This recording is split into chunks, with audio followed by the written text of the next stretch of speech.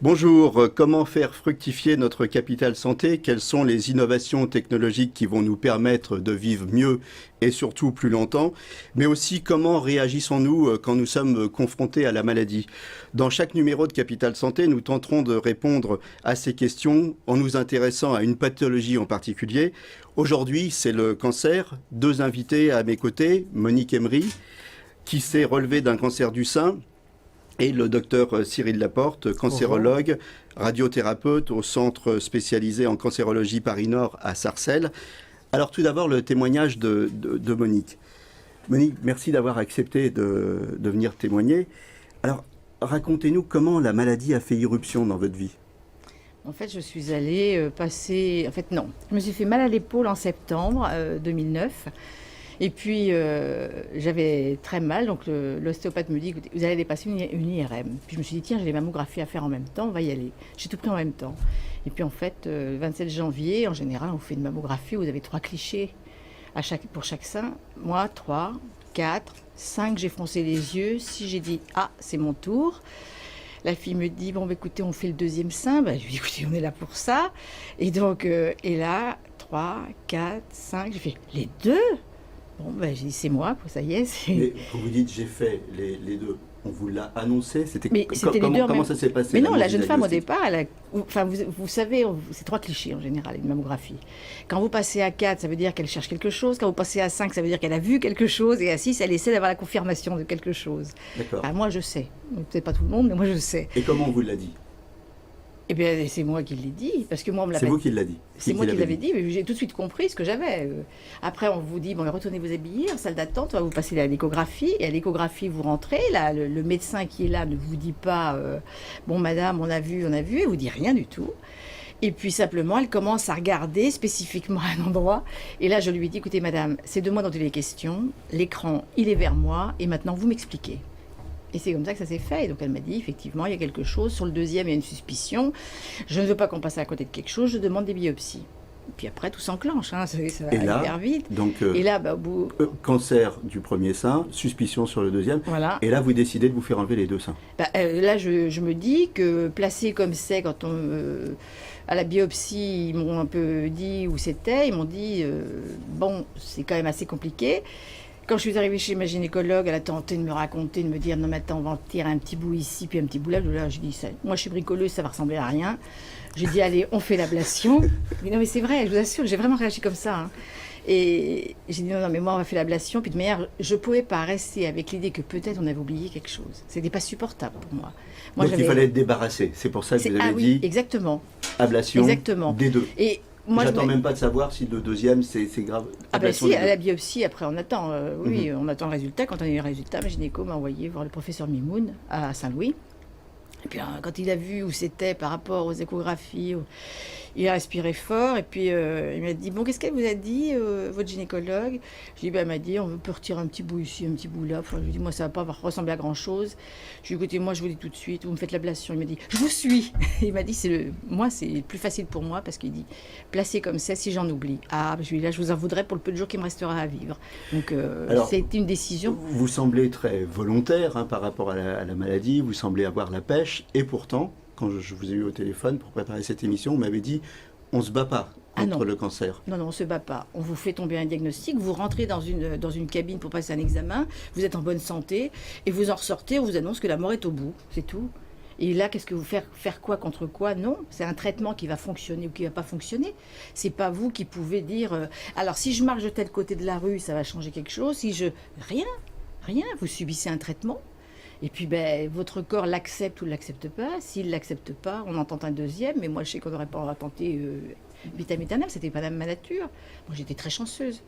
Alors, docteur Cyril Laporte, vous êtes cancérologue, radiothérapeute au centre spécialisé en cancérologie Paris-Nord. Alors, à chaud comme ça, qu'est-ce que ça vous inspire? Moi, je dis quelle force de vie, et quelle capacité aussi à avoir pu accepter. Parce que vous avez parlé d'acceptation, et c'est vrai que vous avez cette capacité à avoir accepté tout ce qui vous est arrivé, visiblement.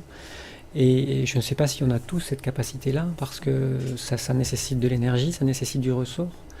Et par expérience, je vois bien qu'il y a parfois des patientes, parce que j'ai beaucoup de patientes dont je m'occupe, qui ont pas ce ressort immédiat, qui n'ont pas cette capacité d'acceptation immédiate et pour lesquels il y a toujours un petit peu de temps avant d'accepter. Ou comme une patiente un jour me disait, je lui expliquais, je lui disais, alors ça faisait 2 ans que je la suivais, est-ce que vous commencez à accepter la chose? Et elle me dit, vous savez docteur, elle me dit, on n'accepte pas, on apprend à vivre avec.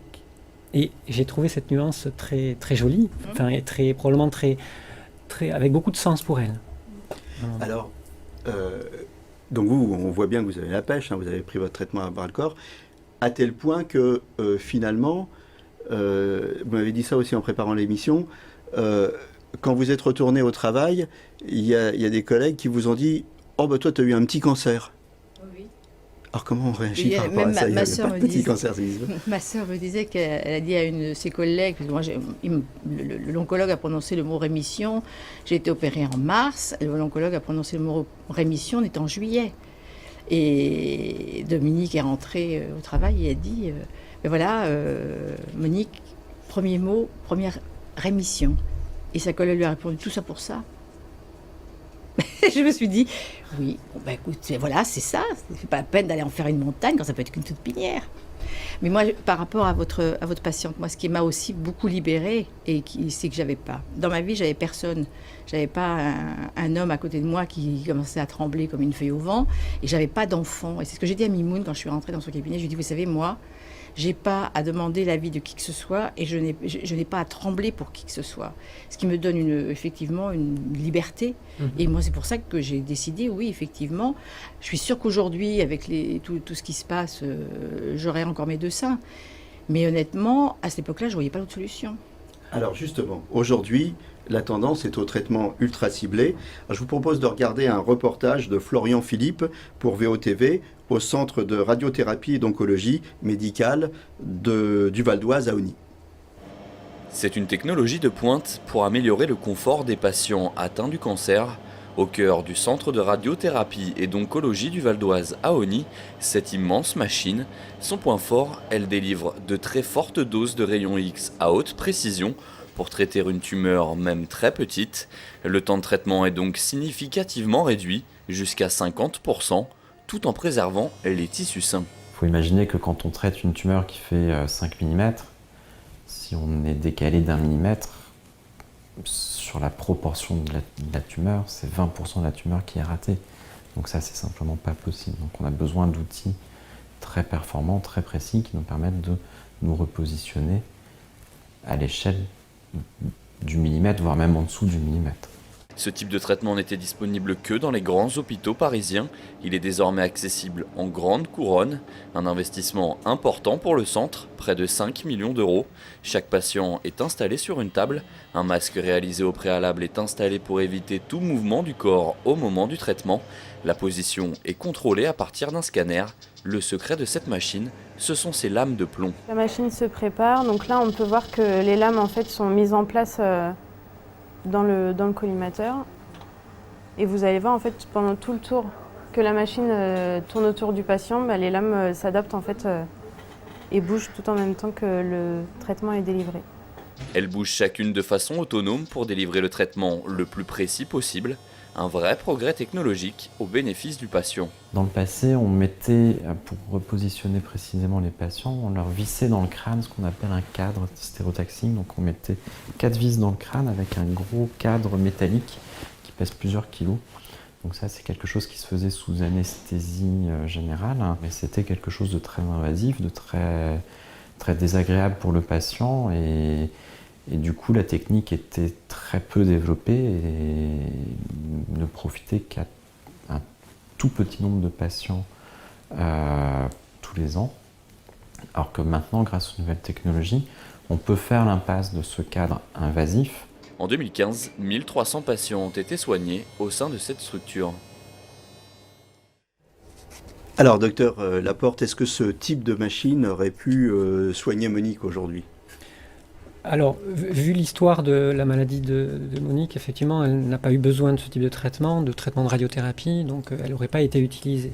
Mais c'est vrai que ce sont des machines qui sont utilisées de façon quasi courantes de nos jours et qui permettent de diminuer beaucoup les effets secondaires des traitements tout en étant un petit peu plus efficaces, même bien plus efficaces, puisque ça permet d'augmenter la dose reçue à la tumeur si elle est encore présente. Quelle est la différence entre ce type de machine et la stéréotaxie ? Alors, la stéréotaxie, c'est une modalité un petit peu différente de traitement qui va permettre de faire des traitements encore plus ciblés sur des tumeurs encore plus petites et sur des zones très fragiles. Voilà, avec des temps de traitement qui, là, pour le coup, seront un petit peu plus longs. Au lieu d'avoir une séance par jour pendant 4 ou 5 semaines en stéréotaxie, on a une séance tous les 2-3 jours sur 3, 4 ou 5 séances au total. Alors, mieux vivre avec son cancer, c'est aussi un des sujets, hein, c'est-à-dire il y a le traitement et puis il y a l'après. Alors, vous, par exemple, vous pratiquez l'auriculothérapie. Alors oui, l'auriculothérapie, c'est ce qu'on appelle une modalité de traitement complémentaire hein, qui fait partie de, globalement, les médecines intégratives. Ce sont les médecines qui sont complémentaires au traitement habituel, au traitement allopathique, et qui permettent d'améliorer le confort de vie, qui permettent aussi de mieux supporter les traitements, d'être moins fatigué, de mieux dormir. Pour savoir exactement ce que c'est, en fait, c'est l'oreille, hein, il y a une carte de l'oreille et puis c'est de l'acupuncture dans l'oreille, hein, c'est ça ? C'est ça, c'est une modalité d'acupuncture sur l'oreille. Il y a 196 points au niveau de chaque oreille, sur lesquels sont représentées des zones du cerveau. Et c'est sérieux, hein, c'est pas un truc de charlatan. Oui, c'est quelque chose c'est de la médecine occidentale en fait, complètement occidentale. C'est de la neurologie et de la neuroscience en fait. On est vraiment là-dedans. Oui. Alors Monique, est-ce que vous avez bénéficié de traitements post-cancer, de traitements de confort, je sais pas, l'auriculothérapie, de la gymnastique, un encadrement psychologique, qu'est-ce qui s'est passé après ? Justement, c'est ce que j'ai trouvé un peu bizarre. Enfin, moi non, parce que honnêtement, je pense que c'est pas que j'avais pas franchement besoin de ça.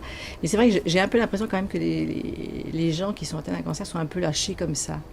Il n'y a pas suffisamment le médecin, il applique son traitement. Et puis les patients, ils sont un peu sous l'eau et ils n'ont pas tellement l'impression d'être pris en charge, mais quand je dis émotionnellement en fait. Et parce que c'est vrai qu'il y en a pour qui ça va être compliqué, des hommes qui ont peur de perdre leur femme et qui l'ont à côté, qui sont constamment en train de regarder, limite en train de dire quand est-ce qu'elle va mourir. Ça va être terrible à vivre quand vous êtes accompagné de quelqu'un qui n'a pas le ressort suffisant. Vous, ce que vous nous dites en fait, c'est que d'être seul, ça a été plutôt un atout pour vous. Moi. Mais moi, je ne suis pas un maître étalon. Hein. Non, bien sûr. Je cavale longtemps devant, mais je ne suis pas un maître étalon. Mais moi, j'ai bénéficié effectivement de traitements, puisque moi, je magnétise, donc je me suis magnétisée moi-même. Que lorsqu'on m'a mise sous hormonothérapie, ça a été un moment qui était un peu dense, parce que oui, c'est qu'un tout petit cachet, on va vous supprimer les hormones, oui, d'accord. Et puis, mais la première nuit, quand tout d'un coup vous vous levez, vous voulez bouger les draps, vous vous rendez compte que vous avez les draps qui sont raides, vous dites ça y est, qu'est-ce que j'ai de nouveau ? Parce que vous pensez que vous avez à nouveau une maladie. Et puis en fait, moi j'ai de la chance, mon corps s'est adapté. Ça a été dur, 18 mois, puis j'ai accepté les 5 ans de traitement avec le professeur Lotz qui m'avait dit, bon, ma memory 5 ans peut-être 6 ou 7, mais enfin pour l'instant je vous dis 5. Puis en fait il a arrêté à 5. Et comment ça va aujourd'hui alors ? Écoutez, moi je vais bien. Est-ce que vous vous sentez complètement débarrassé de la maladie ou alors vous vivez malgré tout dans une certaine angoisse de la récidive ? Non, vous la vivez là. D'abord, on vous le rappelle régulièrement. Moi j'ai rendez-vous mercredi avec le professeur Lotz. Donc on vous le rappelle régulièrement. Vous avez quand même des examens et vous n'allez jamais maintenant la fleur au fusil faire un examen. Vous vous dites, peut-être qu'ailleurs, il reste quand même d'autres organes, on ne sait jamais. Mais après, je vis. Et par contre, j'ai appris à vivre chaque seconde. Eh ben, écoutez, je ne vivais pas les secondes, mais c'est vrai que j'apprécie chaque instant. Et tout à l'heure, dans le bouchon, je ne me suis pas énervée non plus. Parce qu'après, je me suis dit, je veux passer par là. Écoutez, c'est là-dessus. Apprenons à vivre chaque seconde qu'on va se quitter. Je vous remercie tous les deux. Merci Monique, merci. Dr Cyril Laporte. Pour faire le point sur le cancer et rencontrer de nombreux spécialistes, notez sur vos agendas les entretiens médicaux d'Enghien, donc qui se dérouleront le 15 octobre à Enghien-les-Bains. L'entrée est gratuite et toutes les informations sur www.ome-cancer-défi.com.